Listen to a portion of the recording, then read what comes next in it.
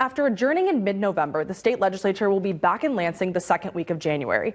But after holding a two-seat majority in the House for the last year, they will return to an even split. This after two state reps won mayoral races on the east side of the state. And while those seats will be open until a special election in April, Senate Majority Leader Winnie Brinks assures us their work will go on. Between now and April, do you anticipate legislation being passed and voted on? Is that something that we can hope for, that there will be bipartisan work? Yeah, absolutely. A hope for bipartisanship come the new year, as the state house currently sits at an even 54-54 split. So you'll definitely see legislation move through committee and through the Senate.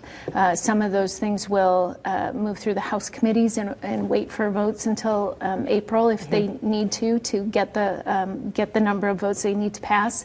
But we're confident we'll be able to get a lot of things done in that first quarter, even with what's going on in the House. And the two open seats in the House are historically Democratic. So come April, we're confident that we will regain that majority in the House. Partisan politics aside, we've got a lot of things left in front of us to do, and those are things that are both popular and improve people's lives here in Michigan.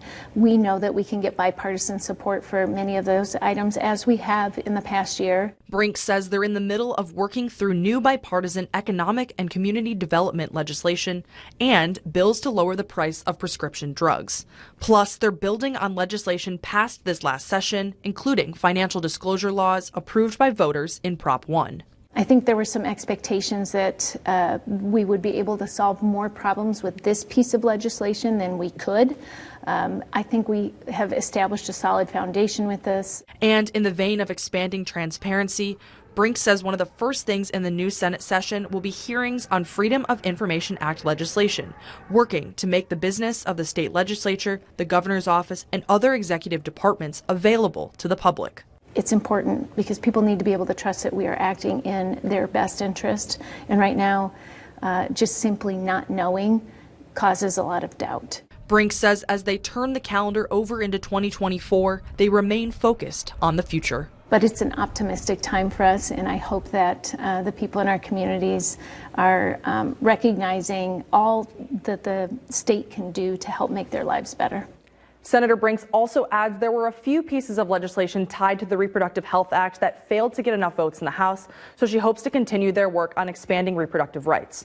And she says they're in the preliminary stages of looking at legislation regarding paid family leave. We also spoke with Senator Brinks about her takeaways from this past legislative session. So to see that story and my full interview with her, head to fox17online.com. The state legislature starts the new session on Wednesday, January 10th. But for now, in the studio, Eileen Gould, Fox 17 News.